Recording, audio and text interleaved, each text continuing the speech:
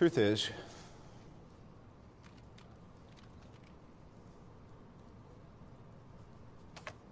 I am Iron Man.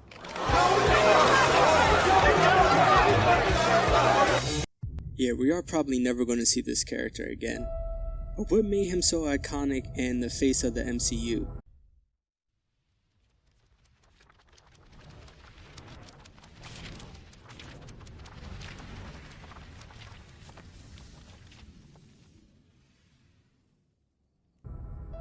See, Iron Man was a C-list comic book character, but if you ask people now, he is one of the most recognizable superheroes ever. And that all started with RDJ. Being humble, I know you are, but wouldn't you say you really single-handedly made the Iron Man movies, of course, and really kind of being revived humble and made Marvel. You put Marvel on the map. Let me backtrack and just say that if you'd asked me in 2008, 9, 10 how I felt about it, I would say that I was the Atlas of the Marvel Universe. I was holding it up. Well, you were. They should erect a shrine in my honor, blah, blah, blah. Whatever. I really just got to be the front man in a band that was going to be in the Hall of Fame no matter what. Yes. But When he took up the mantle. The funny thing with RDJ is that it was almost like he was built to play this character, so much that now the comic books and animated shows try to make them look like RDJ. He even had an addiction and some run-in with the law where everyone thought that he was done, but he got a second chance. RDJ is an integral part of what makes Iron Man and how the company later produced their movies, no doubt. Iron Man is a story about redemption. Tony was a snarky, arrogant prince while on one of his escapades got his wings clipped. But being put in that situation where he got put in the place of danger that his weapons put others of less fortunate circumstances in, he realized that he needed to do more. Yinsen also opened Tony's eyes, telling him not to waste his life. He came back and understood that he needed to help people, even if that meant that he didn't help himself. See, at the start of the MCU, there were jokes, but they were minimal, and had the comic booky feel, but it didn't do too much. It had just enough of it to be woven into the story perfectly. And Iron Man and RDJ were the perfect combo of snarky, quippy, comic booky humor. It just works so well.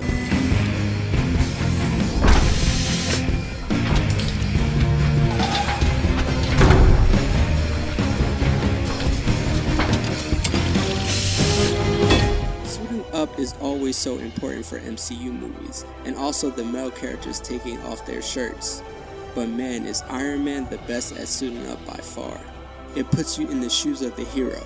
Other than the finale of the hero winning against the villain, a suit-up scene is their most triumphant moment. The movie usually has a modern rendition of the hero's journey, where there is an obstacle, the character learns they come back, they go against the villain, and they come back home.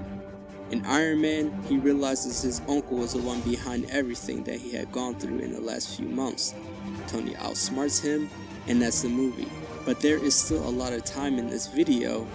Well, this is a cinematic universe and how Iron Man is the face of it, so it's not going to just end with one movie.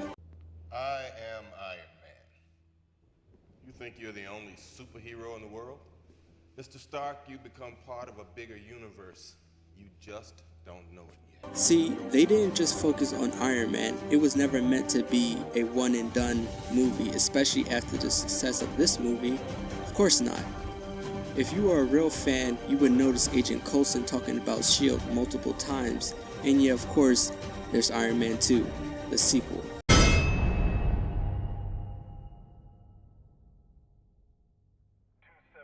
at 30 knots, holding steady at 15,000 feet. You are cleared for exfiltration over the drop zone.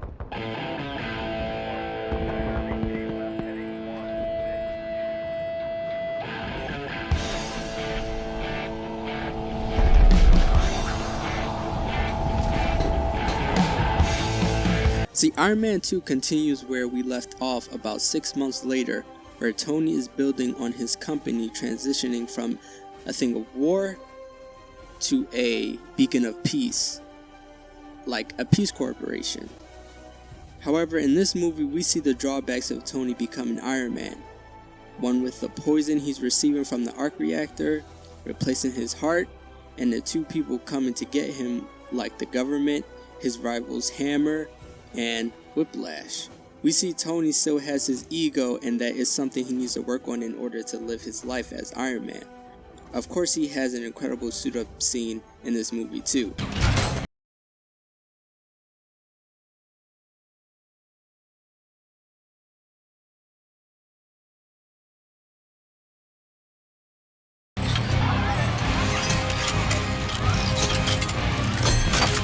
I mean, just look at that. It has to be top 10, maybe even top 5 suit-ups of all time. See, this movie also has a great task of building off its side characters and giving them time to shine. Pepper becomes the CEO of Stark Tech, and Rhodey makes off with one of the suits Tony had lying around, which might fall into the hands of the government, and he realizes that he needs his allies to work through his problems, and that Iron Man isn't truly invincible. Not alone, at least. See, I didn't think about one important thing in every Marvel movie, and that's the end credit scene. Well, I thought about it, but I wanted to mention it in this movie, because it's really a fundamental part of what makes all these movies click, and should be explained and expanded upon right after the end credit scene happens. Not in a whole phase later, but instead the next few movies. Just saying. And yet Iron Man's end credit scene is built upon in the very next movie, where they are trying to build a team, and we all know they are the Avengers. And Nick Fury helps Iron Man with his illness, and we get to formally meet Natasha Romanoff, or Black Widow, when she's not just a fake assistant. Iron Man realizes he needs Pepper as much as he needs the suit, and he even creates an entirely new element to try and combat the illness from the normal arc reactor. While Whiplash is looking to take him down with Hammer, Whiplash then turns on Hammer, and Iron Man and Rhodey fight off the Horde, while Natasha also fights, and Pepper realizes she's an undercover agent of S.H.I.E.L.D. The heroes win, and in the end, Stark is reading a file called the Avengers Initiative. Oh, and yeah, the end credit scene teases a movie we will talk about another time.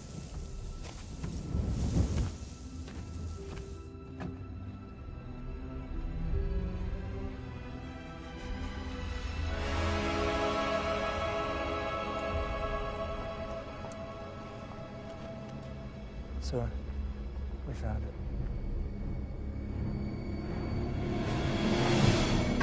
Iron Man built a legacy of movies and pioneered an entire franchise, and none of that would have been possible without the cast and, of course, the oversight and understanding of the comics from Kevin Feige and Don Favreau. They took the comics and brought them to real life. I am so excited to be talking about these movies and embarking on this journey with you all.